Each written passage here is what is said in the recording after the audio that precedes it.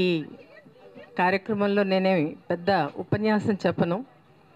కాకపోతే ఒకటి మాత్రం చెప్పదలుచుకున్నాను. 4 సంవత్సరాలుగా అవిశ్రాంతంగా పోరాటం చేస్తున్నారు. 4 సంవత్సరాలు పూర్తయింది.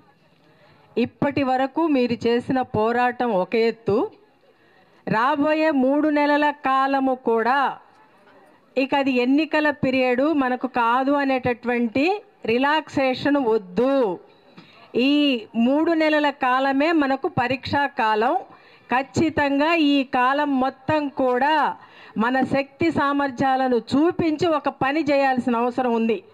ఏమిటి అని చెప్పేసానంటే, జగన్మోహన్ రెడ్డి గారిని ఇంటికి పంపించాలి. అదే నేను చెప్పదలుచుకుంది. ఏంటంటే, ఏపీ హేట్స్ జగన్.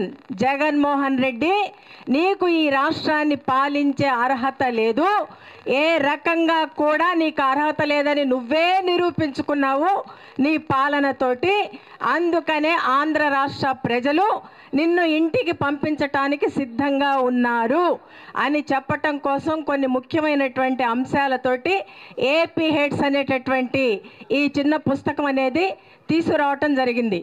ఇది బాగానే ఉంది. మరి మనం వద్దు అని చెప్తున్నాం జగన్మోహన్ రెడ్డిని. మరి మనల్ని పరిపాలించడానికి కావాలి కదా. మనల్ని పరిపాలించటానికి సమర్థుడైనటువంటి నాయకుడు ఒకే ఒక్కడు, చంద్రబాబు నాయుడు గారు మాత్రమే. ఆ చంద్రబాబు నాయుడు గారిని మళ్ళీ ముఖ్యమంత్రి స్థానంలో కూర్చోబెట్టినప్పుడు మాత్రమే మన రాష్ట్ర రాజధాని, రాష్ట్ర ప్రజల భవిష్యత్తు బాగుంటుంది.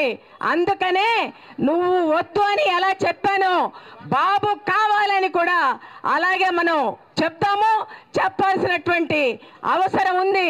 ఈ రాష్ట్రానికి బాబు మాత్రమే సమర్థుడైనటువంటి నాయకుడు. కాబోయే ముఖ్యమంత్రి చంద్రబాబు నాయుడు అనేటటువంటి ఏకైక నినాదంతో మనం భవిష్యత్తులో కార్యక్రమాలు, పోరాటాలు చేయాల్సినటువంటి అవసరం ఉంది.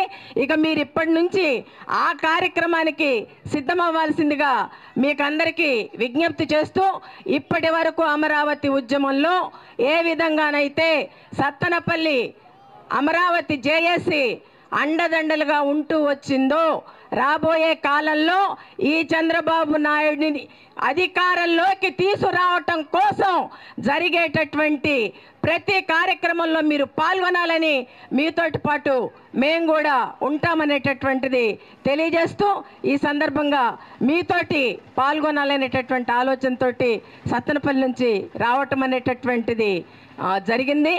AP hates Jagan.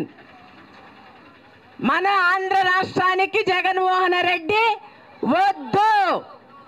మన రాష్ట్రానికి ఏకైక నాయకుడు నారా చంద్రబాబు నాయుడు గారు మాత్రమే. ఈ నినాదం రాబోయే కాలంలో జనాల్లోకి మనం తీసుకెళ్దాం అనేటటువంటిది మీకు చెప్తూ, నాకు అవకాశం ఇచ్చినందుకు ధన్యవాదాలు తెలియజేస్తూ ముగిస్తున్నాను. ధన్యవాదాలండి. అందరికీ భోజనం ఏర్పాటు చేయటం జరిగింది. అందరికీ ఇక్కడ వచ్చిన ప్రతి ఒక్కరు కూడా భోజనం చేసి వెళ్లాల్సిందిగా మనవి చేస్తున్నాం. శిబిరం 4 గంటల వరకు కొనసాగుతుంది. అందరూ కూడా గమనించాల్సిందిగా మనవి. ఇప్పుడు అమరావతి ఉద్యమ గీతాల కళాకారులు రమణ గారు వారి బృందం చే అమరావతి ఉద్యమ గీతాలు ఆలపించవలసిందిగా మనవి చేస్తున్నాం.